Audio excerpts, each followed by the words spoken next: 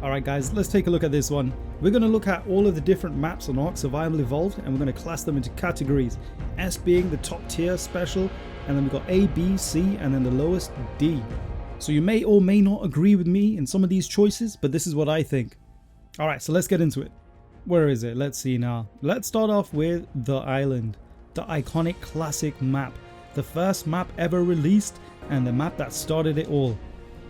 The graphics were pretty good at the time. Albeit a little bit laggy, but it's all good. No one knows what you're supposed to do. You spawn on the beach, and then you would see a lot of dodos, and you'd be like, oh wow, this is interesting. Next thing you know, you're being hunted by a raptor, takes your head off, and then you're dead.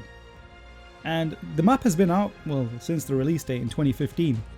So I'm going to base this upon the whole 5 years it's been out as a map. And I started playing Ark when it was early access. I mean, really early access. I mean, there was no quetzals, there was no monkeys, there was no pachyrhinos, there was no gigas, there was no beavers. RGs had no feathers. I don't even think Spino was out back then. There was no Diplo, no squid, no Moses, and it was so refreshing to get all of these dinos released patch after patch. So this would mean that you start off playing the base map, and then eventually all the dinos keep getting added in and added in. So the meta keeps changing, new dinos are being added in, everyone wants to tame the latest creature and see what they're all about. And not just the creatures, the map as well has changed over time. I mean, the caves especially, they've had radical improvements. We've got the nice swamp cave, then you got the two underwater caverns of lost faith and caverns of lost hope ones. They've had TLCs over time as well as the dinos. And overall, this map has pretty good biomes. You've got two cold regions, you have a beach all across the south, the east, the west. You got the redwoods in the middle, you've got swamp leading in from the east and the west. Then you've got the dangerous creatures towards the north of the map.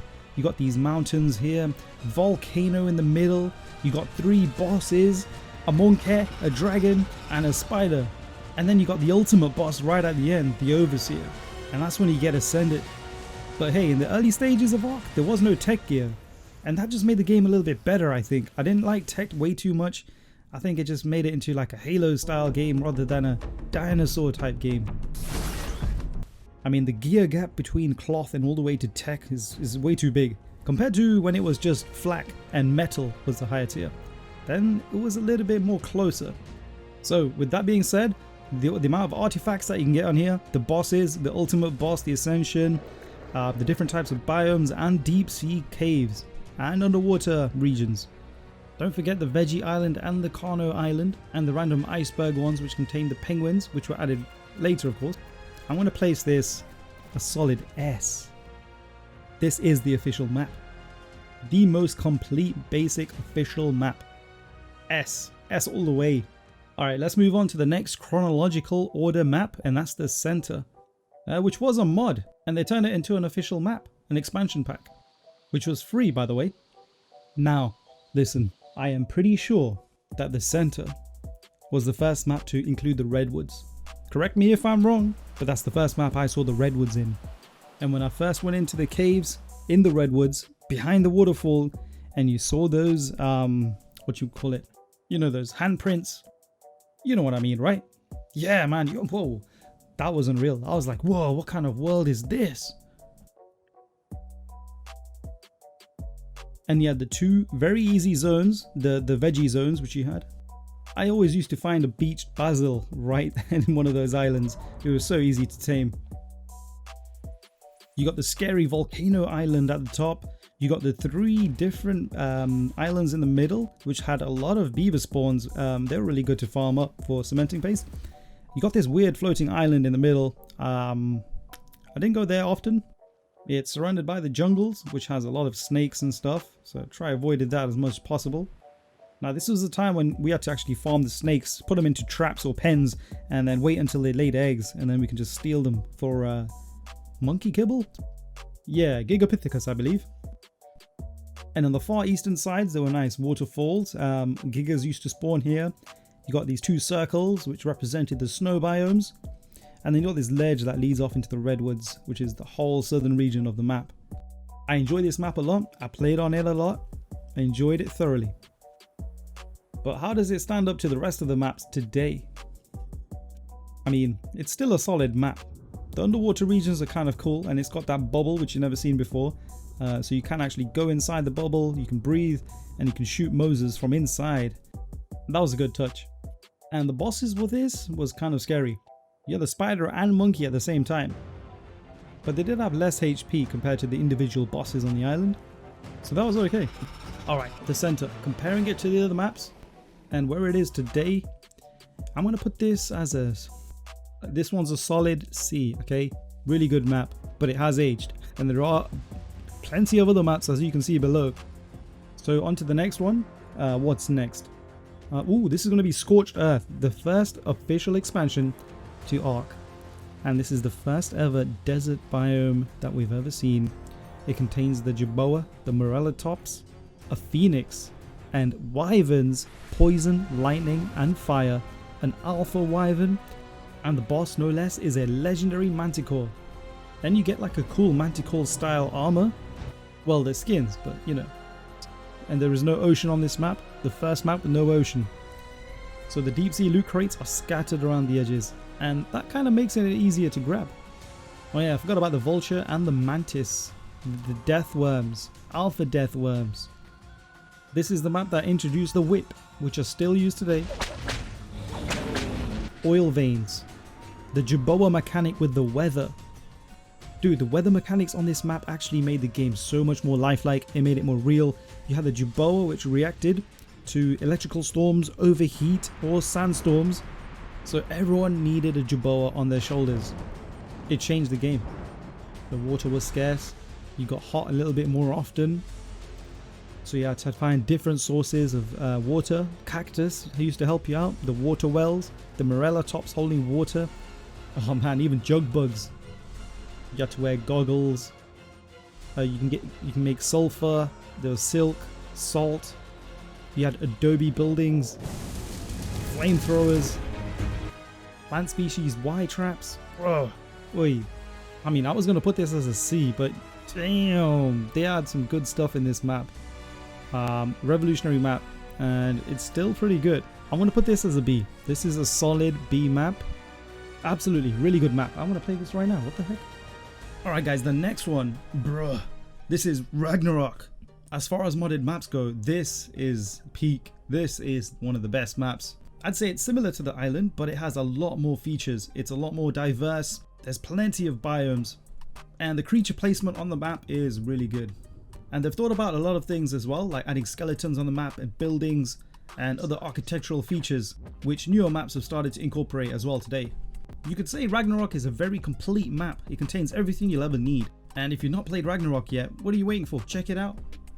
So in the middle of the map, you had the ice mountains, and it's really cold in some regions. It's like permafrost. No matter what your fortitude or your fur gear is, you're gonna feel the cold. And in there are ice wyverns, the first ice wyverns incorporated into Ark. But that's not all. This map also had 2 spots where the fire, lightning, and poison wyverns can spawn, and alpha wyverns. So on the left side of the map, you have some swampy areas, and then the bottom, middle, and the right hand side is a huge desert which was added in later. And then up top in the northeast, you have the redwoods, and that blends into the greenlands where you usually find lots of sheep. Really easy place to farm mutton there. And there's a pirate ship in the water. You can crack open the boxes and get some loot. And there's some jungle regions on this side and some peak mountains. What are they? They're like some pillar style mountains. That's a really interesting biome. You get a lot of spinos and stuff in there. And then also the unique creature, well, another unique creature for this map. And it's a really good creature which incorporated the dive effect, and that's the griffin, Griffamundo. And then when you start going inside caves, that's when things get a little creepy. All right, you get some bleeded out skeletons, tortured. I don't know what they're trying to do. There's also very good caves in here. There's actually 2 mini bosses for this map. And that is the Queen Ice Deathworm and also a Lava Golem, which dropped really good blueprints, good loot. And the caves have been really well done, gotta say. And so, with everything combined that we've talked about, I'm gonna put Ragnarok as an S-class map. It is so good, really enjoyed playing it. And honestly, most people would probably prefer Ragnarok over the island. So let's put that there. Is this what I think it is? The next chronologically ordered map? And the second official DLC Aberration. Damn. What do I say about Aberration? Oh man. Yo, this map was absolutely chaos. I mean, I was lost for hours on end. I didn't know where I was going from north, south, east or west. There were so many different layers. I kept getting killed by random ravagers, crabs, spinos. This place was messy, man. And you know what? For me, I was even in a tribe. I gave up after a few hours. I was like, you know what? This is too dark for me, man. I missed the beach. I missed the nice sunny weather, the sea, the sun, the sand. I want to go back to the island. Alright, but then I returned and then I was like, you know what? Let's give this another chance.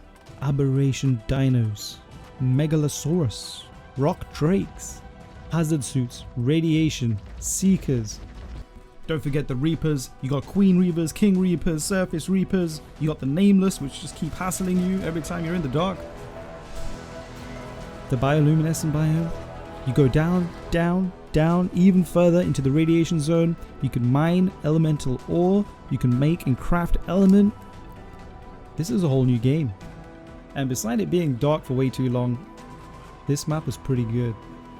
Not only did you have the hazmat suit, you had the glider, climbing picks, magic shrooms, different kind of gems, basilisks, alpha crabs, alpha reapers on the surface, charge batteries, glow sticks, and dude's one of the most insane bosses of all time, and this is probably the hardest boss and the best boss in the game, and that's the Aberration Rockwell. I kind of wish he had different movements and, you know, just made the thing more interesting rather than rinse and repeat cycle, but it was okay, you know. I mean, it's the main antagonist of the series, and once you defeated him, you'd get some nice skins. That scary skull helmet skin was actually one of the favorites. The otter mask skin was also really cool. Oh yeah, you had plant species Z as well, or Z for the Americans. So where do I put this, guys? I mean, you know, what do you think? Is this still a top tier map? Is this better than Scorched Earth? Let me put it that way. I'd say yes. Is it better than the island? It's not that versatile, so it's got to be in between. I'm going to put Aberration. I think I'm going to put it as a high B, because it was more to the storyline than Scorched Earth was, and it had a really good boss. Alright guys, next map is actually my favorite official DLC of all time, and that's Extinction. This is a solid S for me, 100% S. Wait, can I use my own bias for this? Okay, I don't think I can. Alright, so all in all, I'm going to put this as a high A. I really love Extinction. Extinction is awesome. So why Extinction, huh? You guys probably hate it, you know? Corrupted dinos? I mean, they're essentially zombies at this point. You get a corrupted wyvern hanging around your base, huh? Did anyone get hit by the meteor showers? I never got hit by the meteor showers. Okay, so the sanctuary was amazing. It was a nice piece of architect there. Different floor and levels. You had some plants and stuff. You used to be able to smash all of the light posts and stuff and get elemental dust, scrap metal, crystals. If you use the Dodicarus method, you'd get a lot of this really quick. When this map was first released and everyone was smashing the light posts, you could hear it across the whole map. It was so funny. You had the drones, the enforcers, the defense droids hanging around, which I thought was a good concept. And then each biome was separated into its bubble. So I think this was on Earth, right? And you got different biomes there. Outside into the wastelands, time wouldn't change. You'd be fixed. The planet is not rotating. It's absolutely messed up. You'd get a lack of hunger while going into the wastelands. The sunken forest was pretty cool. Very small. There's only like one cave where you go to summon the forest titan. But one of the problems I had, and I don't know if you have it on your servers, is that if there are a lot of people playing on this map, the number of spawns would really be reduced a lot. And there would be no gachas spawning. Literally nothing in the forest would spawn. But gachas did produce OP loot at first. The Ascendant gear was so easy to get. And obviously they nerfed it down. But they are still one of the all-time, hey, you have to have a gacha if you have Extinction. You must have a gacha for automatic resource production. I'm talking black pearls, silica pearls, all the different types of gems, wood thatch, fiber, you got obsidian. So black pearls and element you can get from gachas. and that's the element dust, which is transferable across arcs. But why would you do that? You just make a gacha, send them over to different arcs, and then produce a lot of element dust. And that's it, easy element. And the obelisk was broken in this biome. And then when you travel across the snow biome, this one did turn day and night. You had the manigamas, the snow owls. The snow owl incorporated the griffin effect. It had thermal vision and it did not produce any sounds while moving. It was so stealthy, and it could heal as well. So the animation when you're healing was quicker back in the day, but now they nerfed it, so it's a lot longer now. But it's still a good viable creature to use to heal your dinos. And also their puke, or their owl pellets, are great fertilizers, and they help the gachas produce better loot. And now the manigamas were quickly one of the greatest landmans of all time. They're super fast, they got the jets, they got the frozen breath, which is a good range attack, a great scouting dino, and good to take out wyverns. But then, you know, obviously they got nerfed and they take a lot of stamina when jumping. I think you can only jump 3 times now, and the amount of dashes has been reduced. But if you mutate them and level up movement speed and stamina, you can get a really decent moving manigama. And obviously you had the cave there, which you could then summon the Ice Titan, which was my favorite Titan. And then when you go south to the desert biome, this also had a day and night cycle, and you had Velonosaurs. You had the cave there where you could summon the Desert Titan, which was the easiest one to kill in my opinion. But yeah, I mean, the Velonosaurs, they were really OP at the start. They could take down heavy enemies by doing the spinning animation attack. It shredded Gigas, Brontos, and the turret mode was OP. But yes, they got nerfed as well. They don't do much damage, but they do help drop flyers and wyverns and stuff, which is a really good effect. So I think they all got nerfed except for the gas bags. So when you have killed all the titans, or even tamed all of the titans, you can actually take on the King Titan, which was Godzilla, the tallest creature in the game and the strongest creature in the game. This was crazy. And you know what? Extinction had the best soundtrack in my opinion of all the DLCs. It was epic, I tell you. Oh yeah, you can thank Extinction for the Pokeballs. Crypods were introduced in this expansion, and you can also farm element manually. You get some element veins cropping up on the map, and also these OBS drops. Wait, OBS is my recording software. What's OSDs, orbital supply drops. They used to drop. We used to have a nice little mini game, wave battles, which you could take on. That was a nice concept. The purple drops got a little bit crazy. So yes, Extinction, amazing music. Nice concepts with some bits and pieces. It's not actually a good map though, that's the only thing. You can't utilize the whole map, you know what I mean? It's only bits and bobs. I'm gonna put this as an A for me. Mostly on how epic the scale was and how it tied to the story of Ark. And then you got the next unofficial DLC, which was a mod. It's called Valguero. This was a refreshing map. I played it a lot. Yeah, the snow at the top regions of the map. The bottom contained the chalk hills, where I mostly made my bases. It was a nice chilled out area.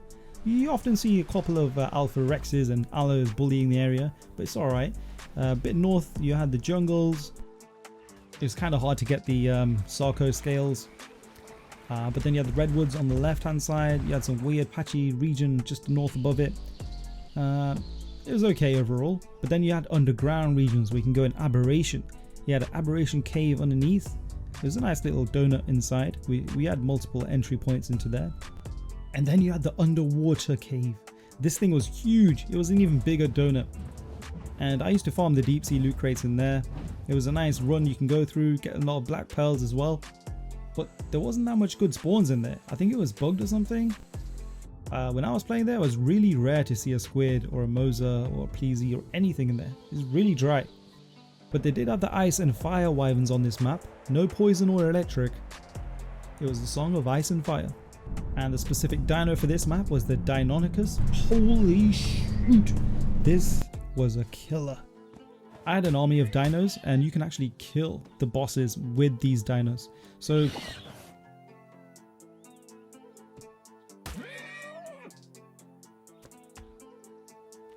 the Deinonychus didn't have a problem with the dragon. The dragon did not detect them at all. You could stand on a UT at this place where you spawn, and you can send the dinos right at them, and they would just decimate the dragon. And then you move on to the Megapithecus, the monkey. Again, just target the Megapithecus and destroy it.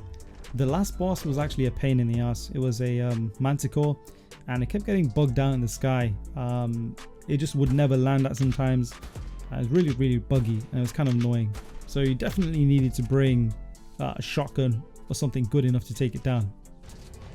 And also the cave in the middle where the gigas usually spawn, there's a red, blue and yellow drop in there. If you loot them, they immediately spawn back, so you can loot them again.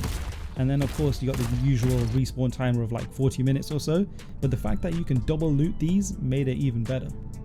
This one's a really solid map. I'm gonna put this as a high B, low A. Okay, so let's put it on a B for now. So I'm gonna put it as a really high B. Next we look at Genesis Part 1, and you know what, dude, D straight away. Next we have the crystal. Okay, all right, hold tight. Let's look at Genesis Part 1. All right, you had the Ferox, which was okay, not too bad. It got nerfed. I did like taming it when it was tameable on Medjo berries. When it was element, I didn't really bother. Right, the Bloodstalker, the best land dino in the game. Better than Managamas now, better than rock drakes, better than wyverns, better than anything. They were so fast. You needed a Bloodstalker on Genesis Part 1 to travel anywhere, even underwater. They were good swimmers. You had the Magmasaurs, which were breedable, and the Magmasaur is literally one of the best harvesting creatures of all time. I mean, the Anki and Doedic have nothing on it. Well, Doedic in terms of the weight reduction on stone, but in terms of gathering, the Magmasaur beats both of them. I mean, just pump up the weight on the Magmasaur and you can just get way too much stone and metal per run.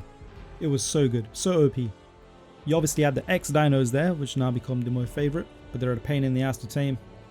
You did have basilisks on there in the lava biome, and they did patch it so you can feed them Magmasaur eggs, which is good. The water biome was interesting. You had a mini whirlpool flying around in there. The Megalodons were a piss take. I mean, I tamed them when you could first start the process off and then go out a render distance and then just leave them there and let it tame, and then they would be fine. But now they patched that, so now you have to stay there and protect it from the salmon fish. Holy crap, who's going to do that? Not me. I mean, if you did want passive rare flowers and rare mushrooms, it is worth it. They do passively produce a crap ton of these. Really good. The lunar biome was okay actually. I found a lot of tech rexes, high level tech rexes up there for breeding. The Arctic, it's just the Ferox, right? What else did they have? X Sabertooth. Their model was actually really nice. I like that. And then you have the missions. I thought this was okay, you know. Missions were quite enjoyable, but it completely made it so that this is not an Ark that you'd play on all the time. I mean, you'd go here just to do the missions, get the loot, and then jump ship and go back to your original map. That's what this felt like. This was the side piece, you know. I mean, you couldn't build in most of the areas because they were taken for the missions. But yeah, I mean, really poor, I mean, a really small map, to be honest, with segregated regions. You had to keep teleporting in between. The Astro Seaters was okay. I mean, I just had it just to show off, but had no real purpose.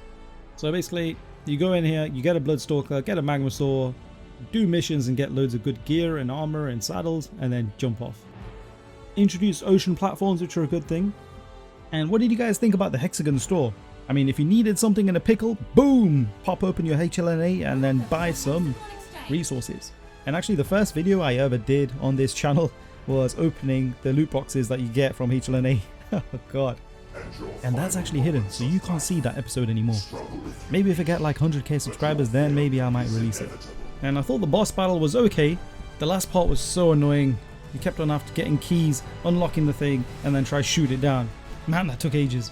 Okay, for Genesis Part 1, I'm going to put this as a D for now, but we'll see how it goes. Let me know what you think about Genesis Part 1, and let's see how Genesis Part 2 turns out. Alright, and the final map, which is the latest map to be released, and that's the Crystal Isles map. What can I say about this? It's got two snow regions, one extremely snowy, dark regions. One has floating, levitating, spherical balls of water, and the other doesn't have too much white stuff in there. So I don't like the snow biome that much. I mean, I think the other maps were kind of better. The caves are really good in this map. The redwoods are okay. They're not the best. The plains were okay. What do we have here? The shoals. The white shoals was really interesting. I like that concept. The desert was great. You had the middle with the wyverns. The wyverns. You had the blood, the tropical, and the ember. 3 new wyverns. A brand new boss, the alpha wyvern queen. You add the heirs as well, which are a pain in the ass, but you can collect those talons, prismatic talons. The problem with this is the alpha wyverns, they were so hard to find, man. It just wasn't worth it.